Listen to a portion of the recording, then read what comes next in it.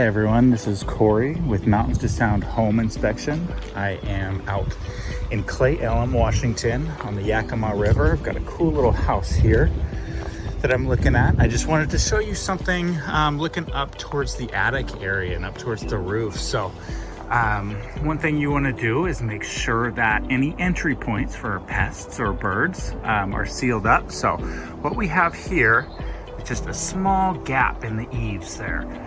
So any pest or bird can get right through that. And what you want to make sure you do is just seal that up so you don't have anything coming into your house that you don't want there. So just another example